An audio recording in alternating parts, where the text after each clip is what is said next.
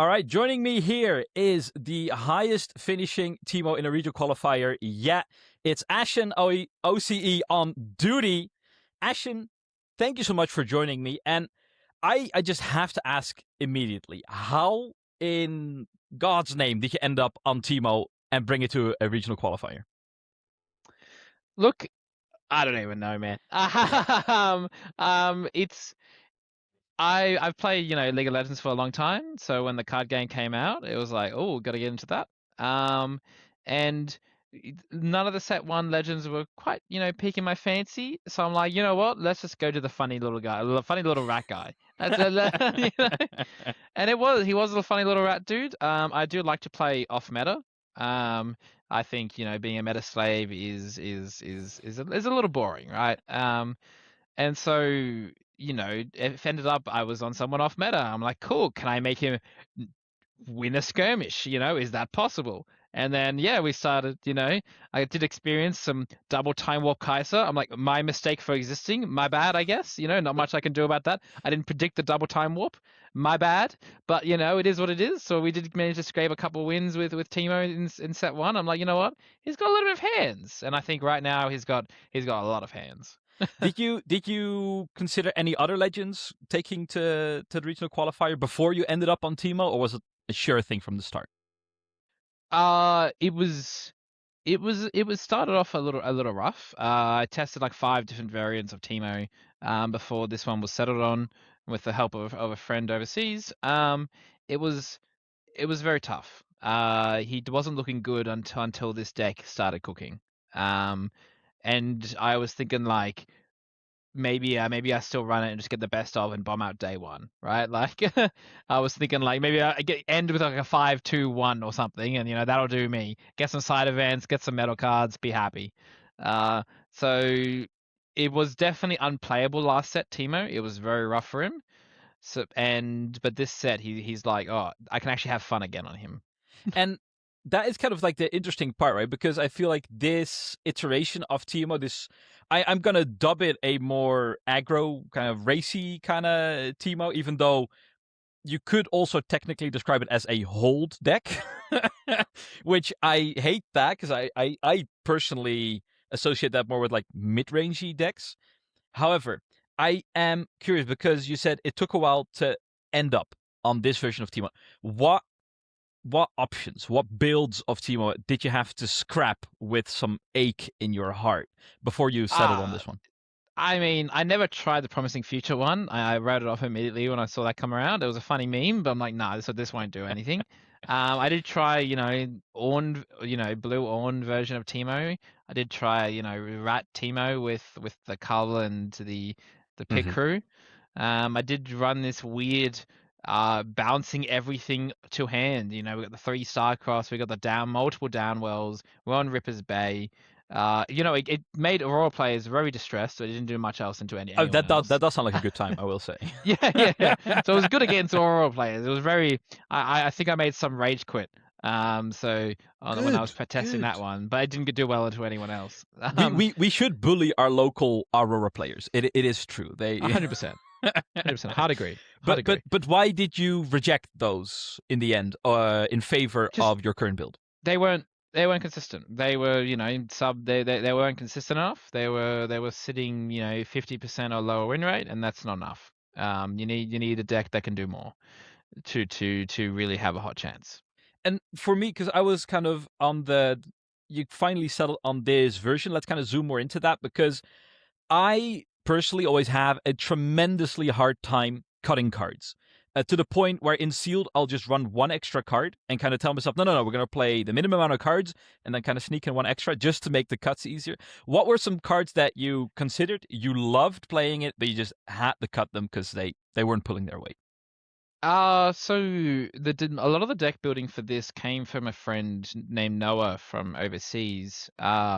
And so I found his deck online. I'm like, oh, this is a pretty solid base. And then I made a few changes, and then I talked what was with the base like? But when you first laid your eyes on it? Oh, it was similar. It was the sideboard that was completely different, and there was no Baron in there.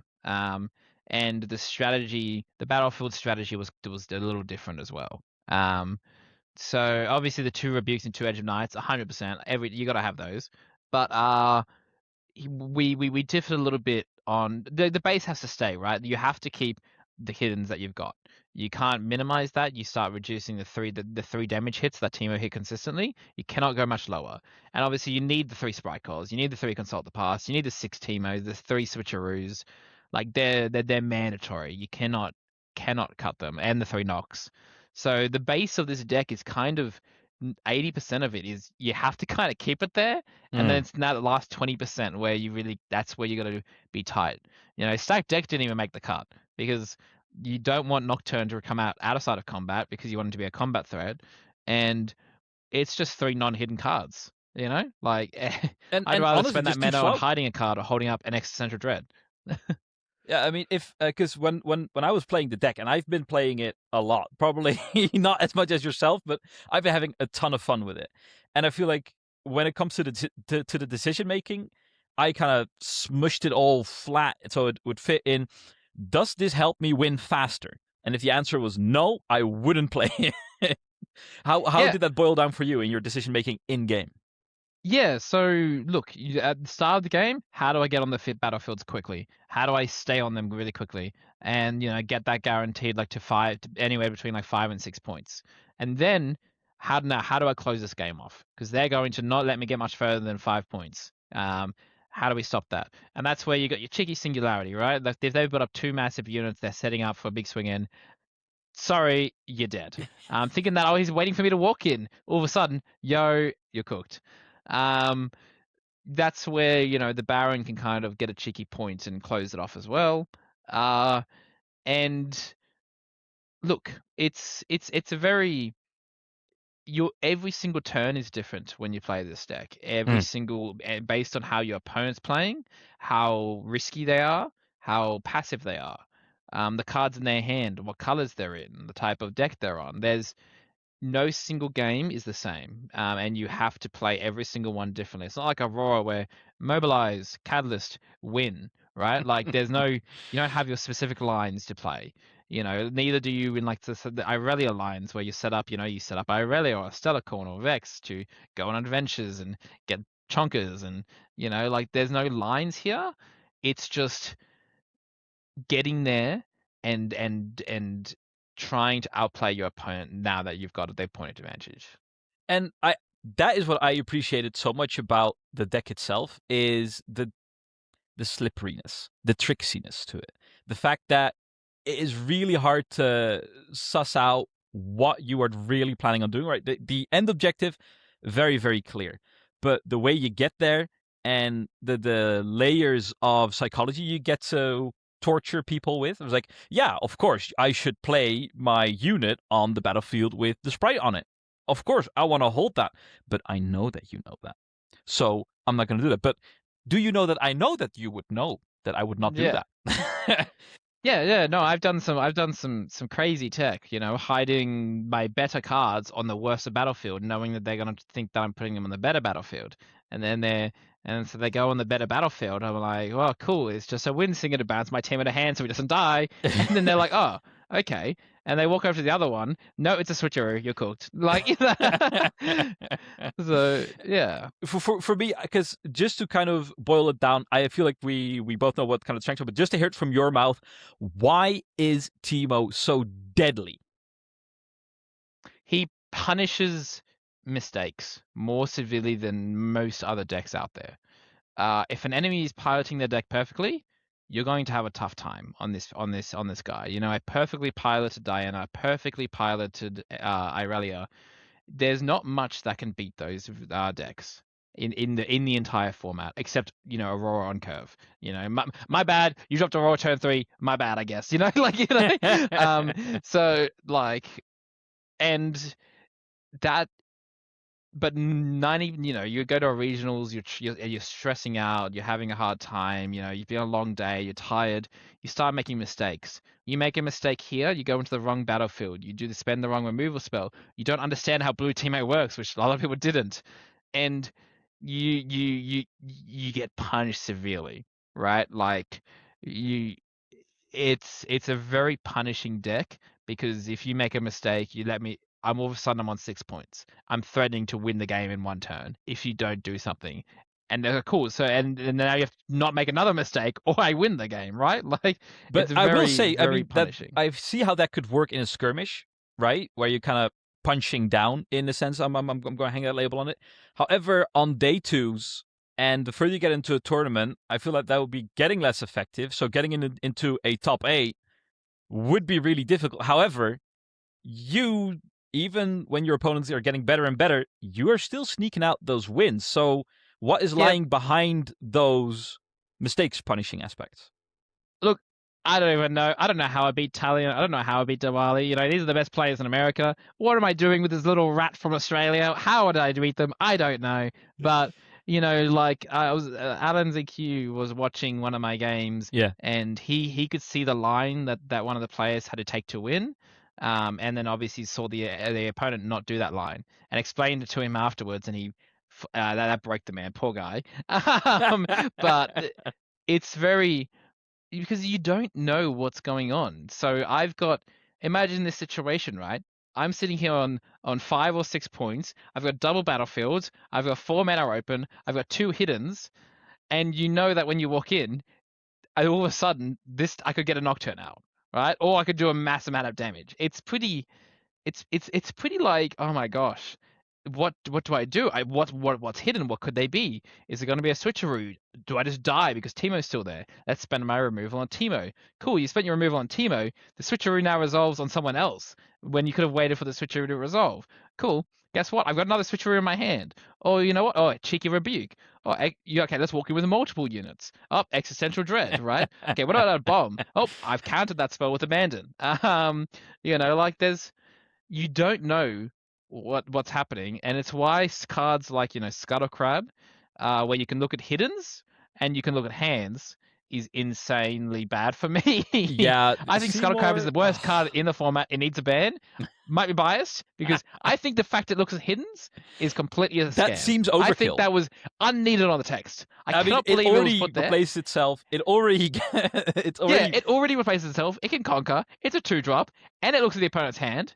Why is it looking at hiddens? That like nah. I It honestly shouldn't look at hiddens. 100% agree on that one. Timur went a little too much to the gym. That's a little too, because that's kind of the point of hidden. Yeah. So it's So the fact that supposed you to can be look at hidden. it, very rough. So that's Well, while been we're so talking, yeah. while we're talking about overperforming cards, what were some cards that you were kind of like, well, I guess I'll play this, but kind of blew you out of the water during the regional qualifier? Oh, I mean, just purple Vex, stuns all my sprites. Very sad. You know, very sad. And the Scuttle Crab obviously looks at my hand, looks at my hiddens. Cool. My biggest advantage of having a massive point lead and you not knowing what's about to happen to you when you walk in is gone, because you know what's going to happen, and you can read what I can do, and then you just make the most optimal play, right? Which is what the best Irelia players did, which is very sad. That they were so crazily good. The best two that made top cut. They were the only two losses I got, and they played. There was 10 ways they could lose those games, and they consistently found the one way they could beat me. Ducking and dodging. Like I was prepared for every single scenario, and yet they consistently made the correct decision each time, and of like to not lose to me. And it was like, well, not much I can do. They just did the perfect decision each time and used a lot intel and their game skills to do that. And not many people can do that, because it's you're 12 hours in on a second day of 12 hours again, and you're tired, and now you're versing a guy you've never versed before, and you don't, and there's all cards everywhere. It is up so many points, and yet these two they knew what to do. Because I feel like your final series on which you went out and got your 6th place at the regional qualifier, I believe it was against Rico, was it not? Yeah, it was against the winner. Yes. So tell me, how did it feel sitting down knowing that, all right, this is one of the best players on the Eastern Hemisphere? Does that affect the way you sit down at all? I mean, I went there knowing that I'm going to lose this game, and I'm just gonna have some fun. And if I could take it to game 3, I'm happy with that. I couldn't even do that, but like that was my goal. Was let's see if I can get a game 3. But no, again, he's just like Ghost Driver. He did the perfect line every single time, and I just but like cool. Well, since I'm going down, let's do some funny stuff. I could see the game was getting out of hand. I'm like, all right, let's do some funny weird stuff. Like there was one game where I dropped 3 sprite fountains at the same time. 6 mana, sack 3 runes, 3 sprite fountains, and then sent me like charge my minions, and yeah, and then obviously it was funny. It didn't do much for me, but like it was if I'm going down, let's have a bit of fun with it. Honestly, I think that's such a healthy attitude to have at a regional qualifier, right? Because it is such a daunting prospect at its very base, right? To go an entire day, possibly even 2. If you make the top cut, it goes even longer. Fatigue, it's something that people talk about a lot. Is that something that you were preparing yourself for? You said before, well, I wasn't expecting to make it as far as I did, but going into the regional qualifier, was managing fatigue something that you kept in the back of your head? Not really. I'm just like I was up on the Friday as early as possible, grinding all the events, and then Saturday morning I got there early to do a couple of on-demand events. Even though I could have slept in like another 2-3 hours because I had to buy, I'm like, nah, let's get the on-demand events, get the practice, get those things, have some more fun, get the prize tickets. We probably shouldn't have in hindsight. It is what it is. We're here to play at the end, and Did you have then. fun? Yeah, Then it I sounds like a mean, grand decision to me. yeah, I mean, what wasn't fun was by the time the day finished, the only places open were snack packs and kebabs. So that was a heavy dinner that each night. So Dinner of champions, Ashen. Dinner of yeah, champions. dinner of champions that sat like a brick. Now, because I am curious, right? When you were, because you weren't going alone to the event, and in your preparation, in your run up to the regional qualifier, what was like a consistent, in your eyes, mistake that people were making in their preparation towards regional qualifier? It can be in game or just something outside of that. I don't know. I just went in with this deck. I'm like, oh, it's doing average at the pre-regionals. The meta's kind of where I expected it. Don't need to make any changes. Let's just send it. I played. I think the only difference is that I played some TCGA on the Runes and Rift ranked ladder. The moment all cards got revealed for set 3, thinking like, we've got 1 week up from set release, and I know I'm going to be busy the week before playing pre-release events and to learn a lot of the cards. And I liked it. I liked playing sealed, and so there's not much time to practice. So all I did was just attend as many next nights as possible from that in that 1 week period I had, and then just play like countless games online against good players to try and practice the new set once all the cards were revealed. How does that experience differ in your eyes from Nexus Nights to regional qualifier? Was there an adaptation you had to make because it is a different way of playing? Yeah, I mean, you have to 110% order everything correctly. Like you channel your runes at the wrong time, or you draw your card at the wrong time at the start of turn, and you've missed a battlefield trigger or a temporary trigger or a hold trigger or something. It's too late, and they will throw the rule book at your face. I was a little generous. I'm just like, you know what, it's fine. Like, maybe that was a little, Teemo confidence there, saying like I could beat you anyway. I was on a high. I don't know what was going on, but like, drunk on power and might. 100%. This little man, I got judge called like 5 times in the first 10 minutes one game because they just didn't know how my cards worked. I mean, like Tao would be like, well, how does Teemo work? When do I have opportunities to react? What happens if I gust him? How many times does he trigger in one showdown? All those other different rules. I mean, so, he did receive the erratas, of course, which does always kind of which doesn't help up. anyway. Like it makes it even worse. They're like, why aren't you doing it? Because I'm like, because 5 months ago he didn't. They changed it. Like, now I just to kind of wind down on the regional qualifier aspect, right? There is the regional qualifier in Vancouver coming up. Now, I've heard you have been contemplating it. Have you come to a decision yet? Look, I know it's expensive. I have crippling debt. Like but it's a consideration. If there is an event to do, it's definitely that one. People adapt too much following that. Um, and I don't know what the meta's like overseas. Is it similar here? Is the skill cap higher? Am Mm. I, even though I did quite well here, maybe I was versing just a bunch of bad Aussie players. I don't know. Canadians and Americans are good at the game. I mean, apparently they are. They top six. They topped our event. The top five. So like, Maybe you know. Teemo is just a bogan beater, huh? That is... Yeah, maybe he is. Maybe he is. Maybe I'm a fraud. Like I genuinely don't know. But then again, if I go and prove that maybe he's not a fraud and he's got hands, but then what if I bomb out? That's gonna be embarrassing. And I've not helped my crippling debt because I bombed out. Like I made it worse actually. So Well, I don't know. I have you to could always consider just it. stay there, just Yeah, just but run away there from is your not. debt. There's been not a single best of Teemo player go to another event and do well. I think Gorica swapped off Teemo in set 2 after he Mm. got it at Houston. I think was it the guy who won at Bologna? He didn't take it anywhere else again. And then another guy who got best of or second best. He took it Mhm. somewhere and again got like second or third best to Miracle Teemo from LS's list. And LS, of course, there was like a one-hit wonder on that one. Didn't do it again. So not a single best of Teemo has won it twice, and they haven't gone to another event with the Teemo list to try and repeat their miracle. But So also maybe before, maybe I could do it. I don't know. I mean, if anyone were to do it, I mean, none of them made top 8. Yeah, None but of was it them just even made provoking top beating? 16, I I don't know. believe. Like, let's just work on the hypothetical. You are going, I believe in you. I will be cheering you on the entirety of the time. I mean, and some matchups will just be very, very tough. And the upside is any other Irelia player that is not like, let's say, top 10 in the world will be making those mistakes that are exploitable for you. yeah, and I can beat I can beat any player the moment they start making mistakes. It's just players who don't make mistakes. This deck probably just won't beat them when it Is comes it just to the limited top by the like fact that yeah. it has a hard cap? It does. It does. You can't. While something like Diana or Irelia, they've got a very high cap that could overcome any situation if you Mm. sequence things correctly. Same with Ezreal, right?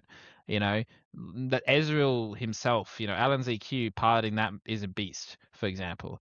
But no, everyone else probably not. But there is a much higher skill cap there. And I mean, if I can pilot this deck amazingly, I may as well just be playing someone like Diana at the same level and probably get better results. Like... I mean, honestly, let's do talk about that, right? Because I think no one kind of lucks their way into top 8, not even Aurora players, right? And what aspect of the game are you better at than anyone else, in your opinion? Gosh, I don't know. Having fun. I was having a lot of fun. A lot of my parents were tilting, and I was like, I'm just happy to be here, guys. Outside of that, it's, I guess, I've got experience in the high pressure environments from my Mm. work and my previous experience in esports. So I just, function better under pressure. Not nothing, like functioning well under pressure than doing your army reserve service or having a 6v6 esports title where everyone's yelling at each other and you got to block massive game changing plays, and if you don't you just lose, and then everyone blames each other as like this is a cakewalk in comparison to the interpersonal issues in those games. And I just kind of wrap up the future our Q plays a little bit. Do you think you will be hampered a lot by the fact that you have got a lot of eyes on you now? This is on the radar of people. Like, it won't be a complete surprise. Oh no, 100%. I think it against the best players. It'd be a lot harder for me to snake Talion or Diwali again. Those will definitely be very, very. If I verse them again, I'll probably just lose. Because they're switched on against the deck now. So that's the hard part. I think the rest of it will be fine. And but more so, I'll probably get best of Teemo snaked by someone local, you know, like. So what's the I get the 10 just to get embarrassed by some local guy. I'm like, well, it is what it is. I mean, honestly, I feel like even if you make day 2 already on something like Teemo, I get it's gonna be hard to beat the rush of making top 8, of getting the best of, right? But I think it would show a lot of character from your end if you were to just run it back. And well, we were talking about the Aurelia before, but like going back to the list and honing it, what is the biggest hurdle right now for Teemo to overcome? Oh, I mean, Irelia. No, but outside of But that, like specifically, what aspect of that? Why is that such a tough matchup? I think everything having deflect makes life bad. I think there's too much deflect getting printed. Like, why does Purple Vex have deflect? That seems a little overkill. She's already at that above that 3 might threshold for death that, you know, most things experience. Above that 2 might threshold for death. 4 might is kind of usually the barrier between, you know, requiring 1 card or requiring 2 cards to kill. Assuming you're not dropping I will Singularity, say right? she also doesn't cost power, so you know it's also Yeah, kind of and fair she in doesn't that cost way. power. Like, if she costs a power, deflect is warranted. I think she either needs to it's cooked that she has deflect and doesn't cost power, and she's not she's not like a proper champion, you know, like until now. But you know, Irelia is a little different, but like, you know, she costs more. So Honestly, I think Vex doesn't go far enough. I think she should also reveal hidden cards. oh God, yes, 100%. You know, but no, 100%. Like, you know, everything having deflect is a little rough because Teemo targets. You know, blue Teemo targets Yeah. everything. Um, you know, and all my spells target stuff. Existential Dread targets it twice. You know, I've had turns where, you know, I switch a rune from hand. Cool, I've lost 3 runes now. Like, you know, I've singularity. I've lost 4 runes. You know, it's not ideal against those deflect matchups. So deflect is tough. Scuttle Crab is rough, but outside of that, it's not the worst. But Is that something I'm you not can sure how improve on piloting or deck building, or do we just have to accept? All right, those are just the bad probably just matchups. accept that that's the weaknesses. You know, maybe maybe I could add, but the problem is you add cards in to maybe help that, like maybe seals, just to pay deflect costs, right, and maybe hide differently. But cool, that's a non-hidden card, you know, which Yeah, means I have to probably cut one of my non-hidden cards. What am I cutting? Singularity. That can single-handedly win your games. You can't cut that. Ride the Wind. Surprise Defender can single-handedly win you a game with Teemo. You know? Guerrilla Warfare, obviously I need those. Abandon can win you the game by countering an Arise from Azir, poor guy. your You hands are know, tied like, for a bit just to honor the main characteristic of your deck. And yeah. in the piloting, is there something you've learned during the regional qualifier that you're like, oh, this is actually I'm getting a deeper understanding of the deck? Uh, it's knowing what it realistically is just getting better at knowing what to hide. That's really where the skill cap I think comes, and when to sacrifice your runes for hiding, right? Like, Mm. if I hide for mana, that means that I'm tapped out. You know, I don't have into existential dread or anything like that in my hand, right? But then if I hide for runes, you're like, why is he hiding for runes? It's because I'm about to do something for my hand, right? But is that a bait? Who knows, right? Like, so it's really just about those decisions on the board there as to hiding. Everything is all about hiding, and it is making the correct decision. And the more you do it, the more you play, the more you see, like, oh, I shouldn't have hidden that. Like, you hide a switcheroo and they bounce all your cards. Now your switcheroo is just in the bin. Like, Yeah, that that feels like hurts. horrible. I Um, cry a bit when that happens to me. It's like, so or you know, you've got to consider when can you hide it so that doesn't happen, and you don't know, you don't figure it out until you play a lot, and then you can kind of start reading the flow and seeing how they're playing and seeing the decks, and you know, like, when it's safe to hide things. You know, when people do removal, where they're targeting, what are the usual targets, and then you can start adapting to that. yeah.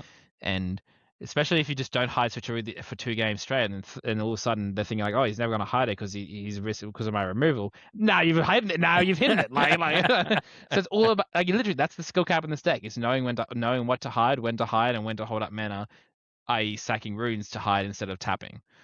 You Something know, that can really only beat you by just putting in the hours again and 100%. again and again. Now, I think a question that is incredibly decisive, and I will push you to the test on it.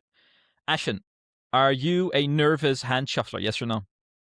No, 100%. You see me on broadcast? I put the cards down, laid them out, sat there with my hands crossed. I just sat there. I just looked. I'm like, It's come such on a power in. move. Battlefield, both held, both units, 2 hidden cards, 4 cards in hand, mana open, and I just sit there and look at you. Like, Unbroken eye contact. That yeah, no, freak not him out. unbroken eye contact. I'm not a weirdo, but like No, you just top 8 Teemo at a regional qualifier. Just yeah. I mean, no, I don't like hand shuffling.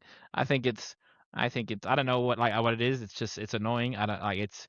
I'm just like thinking like, why are you doing that, you weirdo? Like, just stop, lol. And so, I just love how decisive this is within the community because there's no one with a be like, oh, I think there's something to say for both sides. No, it's like, no, they're weird and they gotta go. Yeah, 100%. I just stop doing it. Like, it's just you don't have to. It's just weird. Like, you're not. It's like I put my cards down and I think. Like, I'm just sitting there thinking, and I'm with my cards down, and then even if I have in my hand, I don't shuffle the order. That makes it harder. I have the order. I know where the cards are. I look at them and like, cool. It's in the same spot it was. Why am I shuffling? Why would you shuffle it away to a different spot? That makes it harder to think. Like From all the things we talked about, this gets you the most heated. I love this. It's just silly. Now, a final one. But before we wrap it all up, best Teemo art in the game right now. Go. Best Teemo art. Yeah. Art. Either Scout or Strategist or the Legend. I mean, GG easy, right? Like, it's just funny. Like, otherwise, BMO's a little cutie. I'm not the biggest like the overnumber's cool because it's overnumbered, but I think the art style's cool, but that's not my kind of art style. I prefer a bit more memey stuff like little BMO and GG Easy Teemo. For the future, our cues. Have you been practicing your Teemo laugh to kind of psych him out? God, no. That's weird. I'm just a normal guy. I'm just playing some Teemo, just getting a little rat as far as he can go and have some fun.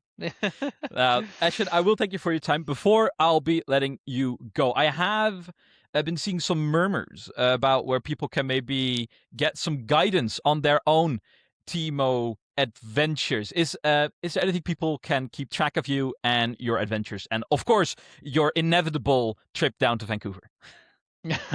Yeah. Look, I'm working on a guide with the guy who helped build the deck, Noah. So we're building out a guide here. So that'll be good to help everyone, try and get the dubs with the little mans and get some skirmish wins, and maybe even snake a regionals, and maybe snake one off me if I go to one. Like, heck yeah, do it. Like you can part the deck better than me. Go ahead. I'm happy. I'm just, I want to. It's just funny. Like I'm just having some fun. Very sad, I might lose out on best of, but it is what it is, right? Like, you got to live a little now and then. Keep an eye out on my socials for a guide. So it's just at AshenOCE, like pretty self-explanatory. It's just my in-game name. It's just that's my Twitter tag, Easy done. Keep track of it, guy, because I will be saying, if you are not playing this list yet, what are you doing? What, this is such a hoot. It's fun. And honestly, it kind of bullies our Aurora players, which is something we should all aspire to. Now, Ashen, thank you so much for taking the time. We'll be letting you go now. Best of luck in your future endeavors, and I'll definitely be keeping track of you. No worries. Thank you so much, Bandit. Appreciate it.